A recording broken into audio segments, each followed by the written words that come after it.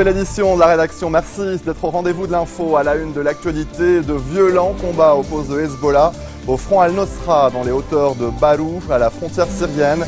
Il y a des morts dans les deux camps, mais leur nombre demeure flou.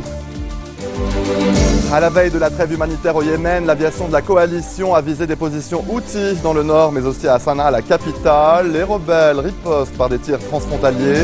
Un Saoudien est décédé, plusieurs blessés. François Hollande, vous le voyez, effectue ce lundi une visite historique à La Havane. Il doit rencontrer ce soir son homologue Raúl Castro. Il est le premier chef d'État occidental à se rendre à Cuba depuis l'annonce du dégel entre l'île communiste et les États-Unis. Les 400 migrants secourus au large d'Aceh en Indonésie ce matin, ils viennent de Birmanie ou du Bangladesh.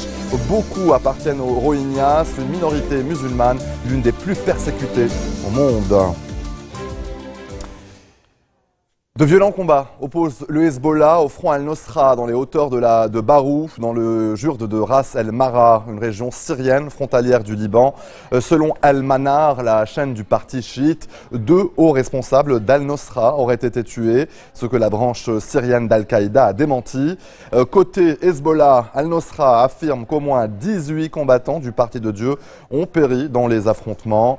Le Hezbollah mène depuis mercredi dernier une offensive contre les groupes armés présents à l'ouest du Kalamoun syrien, sans pour autant que la grande bataille n'ait officiellement commencé. Et dans ce contexte, on a appris ce matin que l'armée libanaise a arrêté 29 Syriens qui tentaient d'entrer illégalement au Liban. Ces arrestations ont eu lieu à Saouiri, une localité frontalière dans l'ouest de la Bekaa. Au moins 72 personnes ont été tuées ces dernières heures dans des combats autour de l'hôpital de Jisr-el-Chourour, dans le nord-ouest de la Syrie, là où sont retranchés 250 soldats et civils assiégés par des rebelles et des combattants d'Al-Qaïda. Le siège du complexe hospitalier a commencé le 25 avril, date de la prise de cette ville de la province d'Idleb par les combattants anti-régime. L'armée syrienne a lancé une autre contre-attaque. Le président Bachar el-Assad a promis que les assiégés seraient bientôt secourus. À la veille de la trêve proposée par Riyad pour faciliter l'acheminement de l'aide humanitaire au Yémen, l'aviation de la coalition conduite par l'Arabie Saoudite a lancé ce lundi de nouveaux raids contre les rebelles chiites dans la région de Saada, dans le nord du pays. Des positions rebelles autour de la capitale Sanaa ont également été bombardées. En dépit du blocus, un premier navire affrété par l'ONU a pu accoster avec une cargaison de carburant. Julien Cheïda. Seuls les murs tiennent encore debout. Il y a 2 semaines, Mohamed vivait encore ici avec sa famille, avant qu'un missile ne détruise presque entièrement sa maison. Il a depuis trouvé refuge dans cet endroit incongru, les égouts de Sanaa, le seul endroit sûr selon lui. On vit sous terre, c'est vrai. Ce n'est pas sain du tout, mais au moins, c'est plus sûr qu'à l'extérieur. On est à l'abri des tirs de missiles. Comme Mohamed, 300 000 personnes ont fui leur maison depuis le début des frappes. Dans ce conflit qui oppose les Houthis à la coalition menée par l'Arabie Saoudite, les premières victimes sont les civils, rappelle l'ONU. Déjà 1400 morts et 6000 blessés en moins de 2 mois. La ville d'Aden n'est pas épargnée. Les habitants vivent en état de siège où l'eau se fait de plus en plus rare. Nous vivons ici alors que les Houthis encerclent et assiègent la ville. Pas d'eau, pas d'électricité, les eaux usées débordent. Nos enfants ont le ventre qui gonfle et on ne peut pas les soigner. Nous n'avons rien. Les files d'attente s'allongent pour tenter d'obtenir un peu de nourriture.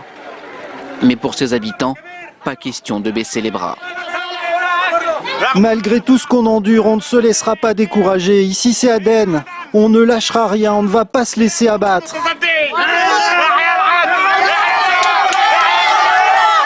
La trêve humanitaire de 5 jours qui débute mardi soir devrait faciliter l'acheminement de vivres et de médicaments, à la condition que les Houthis et la coalition respectent le cessez-le-feu.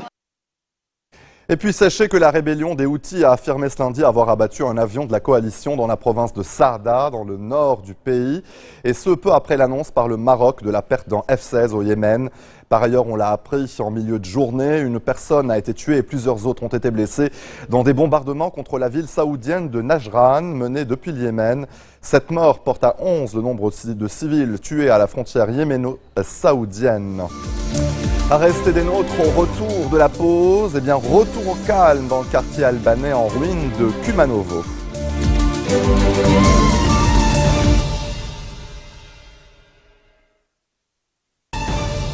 Retour sur le plateau de l'info, il est le premier chef d'État occidental à se rendre à Cuba depuis l'annonce du dégel entre l'île communiste et les États-Unis. François Hollande effectue ce lundi 11 mai une visite historique à la Havane. Il doit rencontrer son homologue Raúl Castro ce soir. Il doit y défendre donc les intérêts français et européens dans un pays qui aspire à l'ouverture économique. Le récit d'Axel May. Sin prisa, pero sin pausa.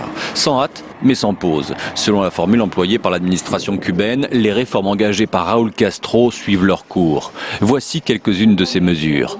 Autorisation des téléphones portables en 2008 et timide ouverture à l'Internet depuis 2012. Création d'un marché pour les biens immobiliers et les automobiles en 2011. Nouvelle loi sur les investissements étrangers en 2014 ou encore amorce cette année d'une décentralisation territoriale. Avec un PIB estimé en 2012 à plus de 70 milliards de dollars, Cuba est la première économie de la région Caraïbe. Mais malgré les réformes, l'économie reste très fragile. Un demi-siècle que l'embargo américain dure. Si l'économie cubaine reste si fragile, c'est aussi dû à une gestion où l'État est tout-puissant, omniprésent. Le secteur privé est encore balbutiant. Pour financer son développement, il repose en grande partie sur les envois de devises de la diaspora qui peuvent atteindre 2,8 milliards de dollars par an. L'injection d'une dose d'économie de marché est à peine amorcée. Les entreprises publiques gèrent les domaines clés du pays, comme les exportations de services médicaux et de formation, qui ont rapporté plus de 8 milliards de dollars en 2014. 50 000 coopérants cubains sont présents dans 60 pays, notamment au Brésil et au Venezuela. Autre secteur clé, le tourisme, 3 millions de visiteurs en 2014. Après une baisse notable ces dernières années, le gouvernement vise une croissance de 4% en 2015. Une question majeure continue à se poser.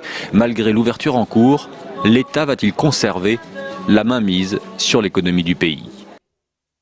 Allez, en bref, dans le reste de l'actualité, surprise en Pologne, à l'issue du premier tour de l'élection présidentielle. D'après les sondages à la sortie des urnes, le candidat de l'opposition conservatrice, Andrzej Duda, devance d'une courte tête le président libéral sortant, Bronisław Komorowski, donné pourtant favori. Un deuxième tour aura lieu dans 2 semaines. 400 migrants secourus au large d'Aceh en Indonésie ce matin. Dimanche, hier, 600 personnes avaient été sauvées du naufrage. Venus de Birmanie et du Bangladesh, ils appartiennent aux Rohingyas, une minorité musulmane, l'une des plus persécutées au monde. Tous ont été hébergés, d'autres bateaux de réfugiés pourraient gagner les rives indonésiennes dans les prochains jours. Le typhon Noul a frappé les Philippines, c'est surtout le nord de l'archipel qui est concerné. D'après les autorités, il s'agit de la tempête tropicale la plus puissante de l'année. Les vents dépassent les 200 km/h. De nombreux habitants des zones côtières ont été évacués. Plusieurs lignes aériennes ont été temporairement suspendues. Le gouvernement macédonien assure avoir défait le groupe terroriste le plus dangereux des Balkans, mais au lendemain des violents affrontements du week-end à Kumanovo, nul ne connaît les motivations de ce mystérieux groupe. Le bilan est pourtant très lourd. 8 policiers ont trouvé la mort, ainsi que 14 terroristes, des Albanais originaires de Macédoine et du Kosovo. C'est un sujet signé Cécile Galuccio, Léla Sali. C'est dans cette maison criblée de balles que le groupe d'insurgés s'était retranché. Désormais, la menace est écartée, les habitants peuvent rentrer chez eux. L'horreur qu'a vue ma famille n'a été vue par personne. Ce fut inattendu. Tout le monde était sous le choc. Nous étions encerclés par la police et il était impossible de sortir. Les combats ont duré 16 heures. Comme lui, beaucoup d'Albanais de Macédoine ont pris le parti de ce groupe armé et dénoncent les violences policières. Quelques heures plus tôt, après plus de 24 heures d'affrontement, c'est donc sous les huées que les forces de l'ordre ont quitté le quartier. Le gouvernement, lui, parle de groupe terroriste. Le groupe armé qui menaçait la sécurité du peuple de Macédoine a entièrement été neutralisé et éliminé. Plus de 30 terroristes se sont rendus à la police, principalement des ressortissants macédoniens, mais aussi un Albanais. En Macédoine, la minorité albanaise musulmane représente un quart de la population, en majorité slave orthodoxe. Ces affrontements réveillent la crainte d'un conflit similaire à celui de 2001, une insurrection de 6 mois menée par des rebelles albanais qui réclamaient davantage de droits au sein de la société. Il y a 3 semaines, un groupe armé venu du Kosovo a pris possession d'un commissariat à la frontière nord de la Macédoine. Il réclamait la création d'une entité albanaise dans le pays. Sauteriez-vous d'un rebord de fenêtre à un autre du 43e étage? Oleg Cherstiachenko l'a fait. Ce freerunner s'est lancé sans aucun filet de sécurité au 43e étage de l'hôtel Sofitel à Dubaï. Regardez plutôt.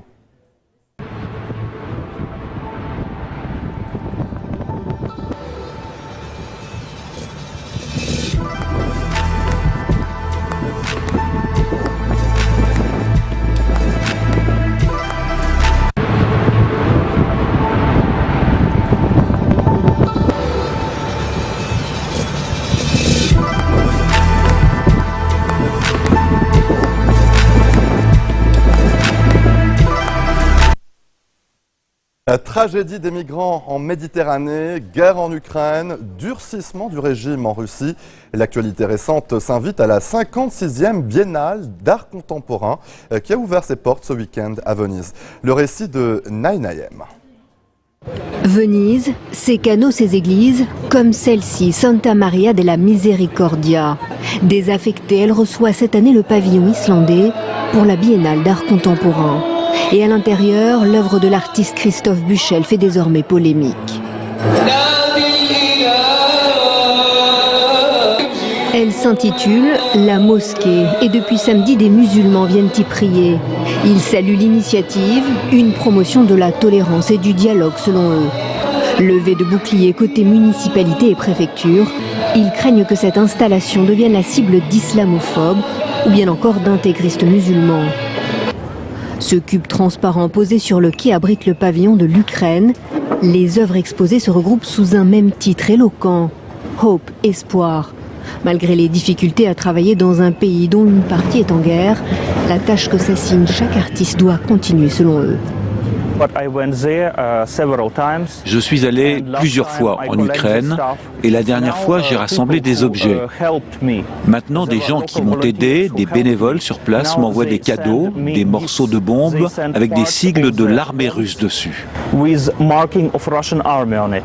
Sur les eaux du bassin San Marco, Lampedusa, une barque en bois comme un bateau plié en papier, elle représente la précarité. L'artiste brésilien avait été très touché par la tragédie d'octobre 2013. À l'époque, quelques 400 migrants avaient perdu la vie près de l'île italienne. Il est 16h55 à Beyrouth. Tout de suite, le rappel des titres.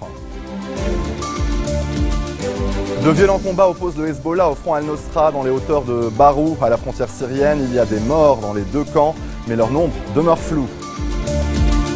À la veille de la trêve humanitaire au Yémen, l'aviation de la coalition a visé des positions Houthis dans le nord, mais aussi à Sanaa, la capitale.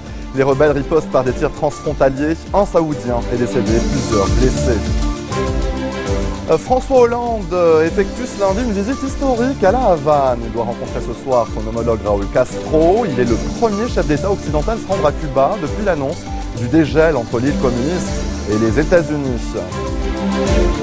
400 migrants secourus au large d'Aceh en Indonésie ce matin. Ils viennent de Birmanie et du Bangladesh. Beaucoup appartiennent aux Rohingyas, une minorité musulmane, l'une des plus persécutées au monde. Merci de votre attention. Très bonne suite de programmes sur notre antenne. À demain.